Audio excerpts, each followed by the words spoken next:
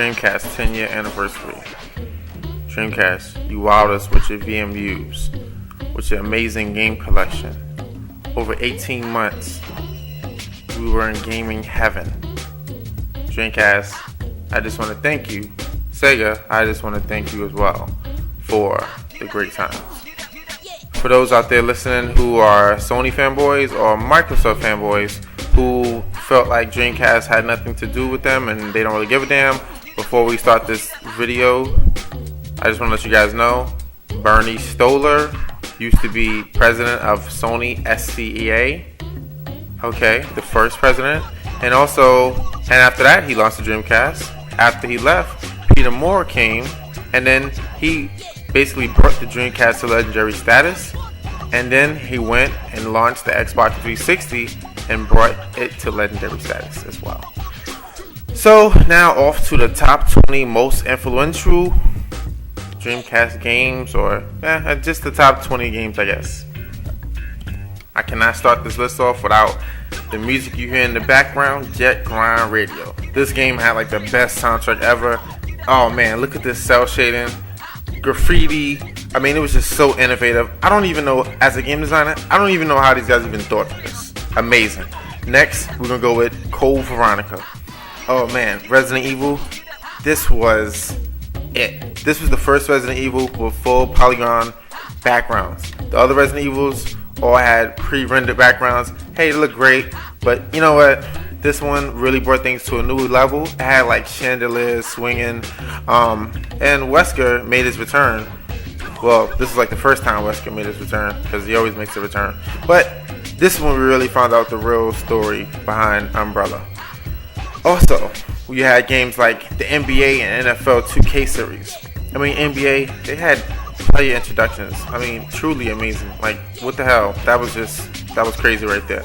I mean, dunks, everything was just so realistic. Like, this pretty much blew NBA Live out the water. I mean, it was just wow. And you can see now 2K10 coming out this year. Definitely, that's going to be huge, and it's still continuing the tradition.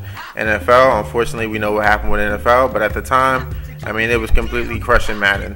To this day, people still say 2K5, which wasn't on the Dreamcast, but still, 2K Team, they still say 2K5 is probably the best. I mean, you guys can look at 2K5 reviews, but NFL 2K, amazing. The main thing I love about those two games too is that the commentary, they use actual voice actors opposed to commentators, real commentators. So the voice actors did things like talk about their kids in the middle of the game during the quiet times of the game.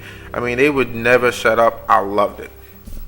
Also, Phantasy Star Online. This was probably the most played Dreamcast game maybe out of everyone.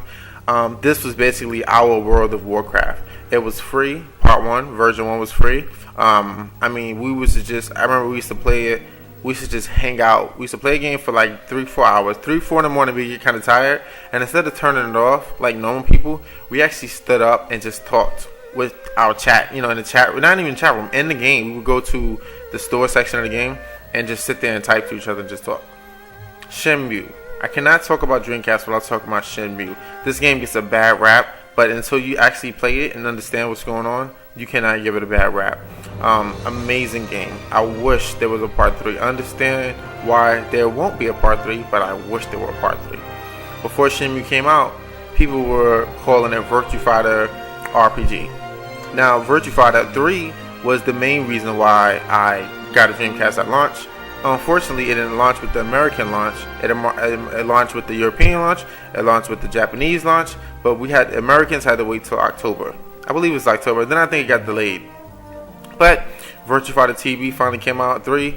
As someone who played Virtua Fighter 2 for 1,000 hours probably, Virtua Fighter 3 was highly anticipated. And then I played Virtua Fighter 3 for maybe 2,000 hours. Another game that was highly anticipated at launch was Ready to Rumble. At this time, we have never seen a game that really recorded facial damage the way this game did.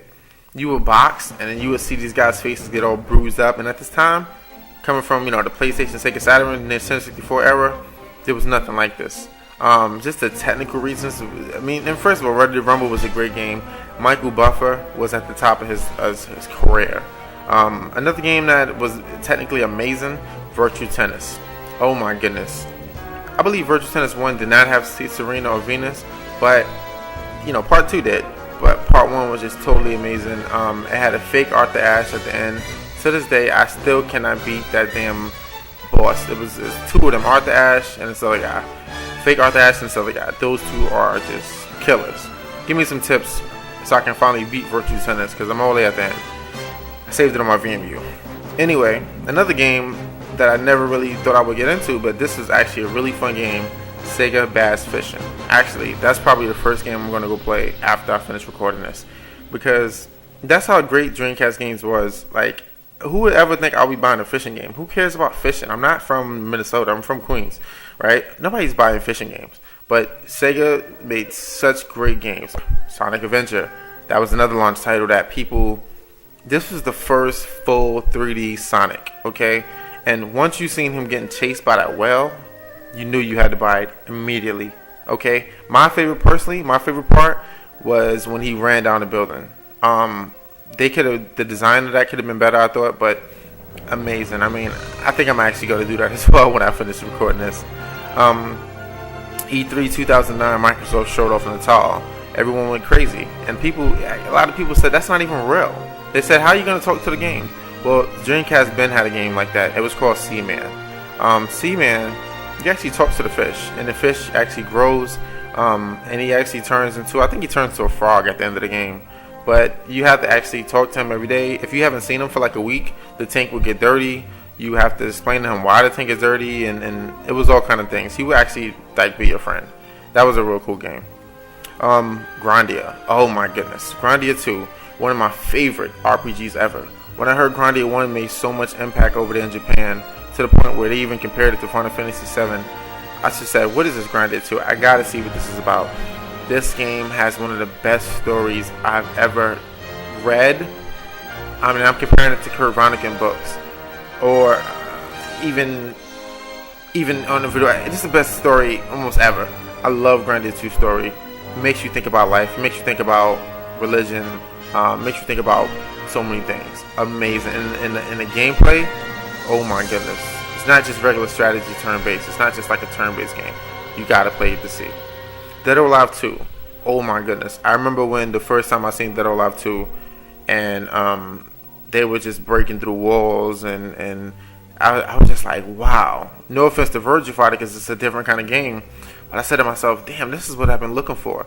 I need something where I can just multi-tier stages, where I can just bust through the windows, and just like, it's like real life. And it was fun to play, and it was easy to play and easy to pick up. Another great game that was very easy to pick up was Power Stone. And then that's throughout the Power Stone series. Power Stone was introduced to us through the demo, actually. The Dreamcast demo that came with the system. But Power Stone is just an amazing game. Very fun. It's a very party game. Interactive backgrounds. You can just take like a pole. Like they had like this pole, like the light pole. You can just take that and hit somebody. And at the time, Dragon Ball Z was the big thing. So at the time, Power Stone had like some kind of DBZ thing where you would get these stones, power stones, and you would turn into like some kind of Super Saiyan like creature where you would have superpowers, which was really cool because your partner would see you trying to get these stones, and your partner would try to deter you from getting the stones. Great game design. Capcom, we won it on Xbox Live. Some other games that's on Xbox Live is Marvel vs. Capcom 2. That is, all my friends are playing it online. It's crazy. The first arcade port was on the Dreamcast. Another game that's on Xbox Live that you can get is Soul Calibur.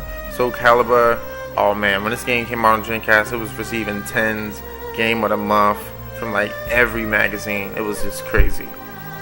Crazy Taxi, another great game for the Dreamcast exclusive. Oh man, House of the Dead 2, another launch title that was just amazing. Now, I left number 20 for you guys. What would you pick number 20? Who would you pick? Thanks for listening. R.I.P. Dreamcast.